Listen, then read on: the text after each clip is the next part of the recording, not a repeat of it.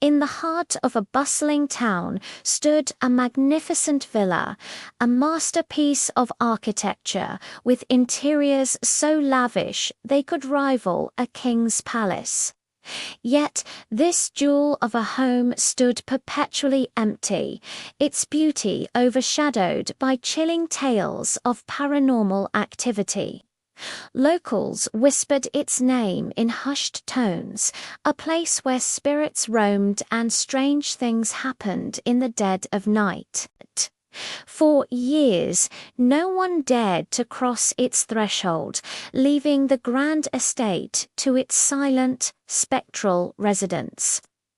One day, a young businessman named Alex, unaware of the local legends, moved into the villa with his wife, Sarah, and their little daughter, Lily.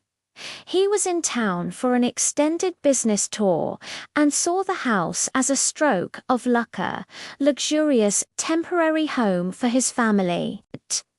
From the moment they stepped inside, they were mesmerized. Sunlight streamed through grand windows, dancing on polished marble floors. Ornate chandeliers hung from high frescoed ceilings, and a sweeping staircase seemed to welcome them into a life of opulence. It was perfect, almost too perfect. The first few days were idyllic. Lily's laughter echoed through the vast halls as she explored every nook and cranny. Alex and Sarah felt like they were living in a fairy tale, but as night fell, the dream began to curdle into a nightmare. It started subtly, a floorboard creaking upstairs when they were all downstairs, a faint whisper on the wind. Then the noises grew bolder. Doors would slam shut on their own, and strange, unsettling sounds would echo from empty rooms, making sleep impossible. One night, a child's giggling filled the hallway, yet Lily was sound asleep in her bed. Sarah was terrified, convinced the house was haunted and that they needed to leave immediately. But Alex was a man of logic and reason. He refused to be scared away by what he believed were just old house noises or tricks of the mind.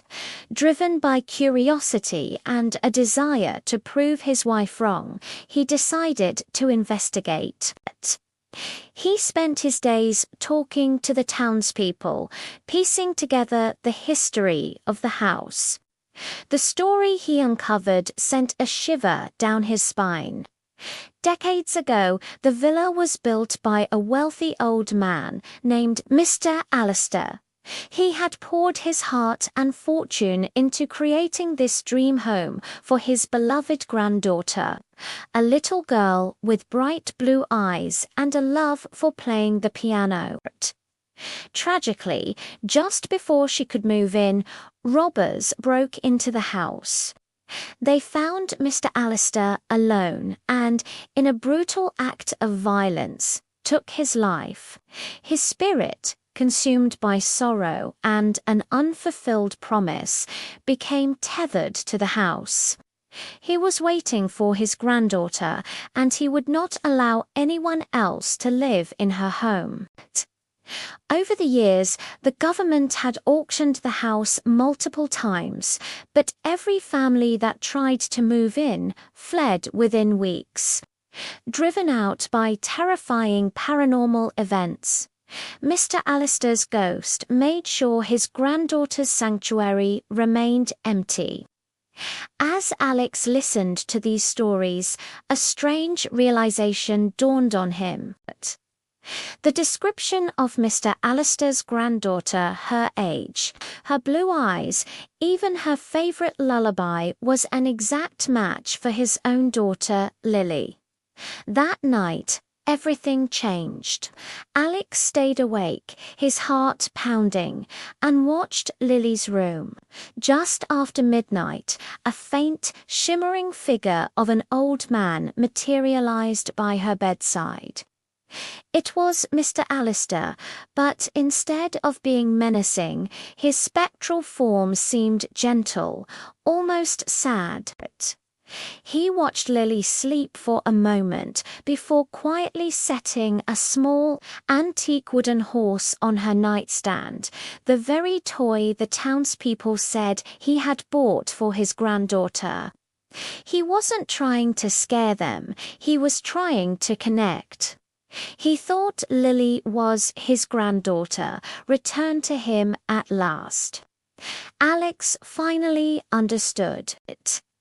The noises, the moving objects, it was the old man's lonely spirit trying to make the house ready for the child he loved so dearly. He explained everything to Sarah, who was still terrified, but began to see the ghost not as a monster, but as a heartbroken grandfather.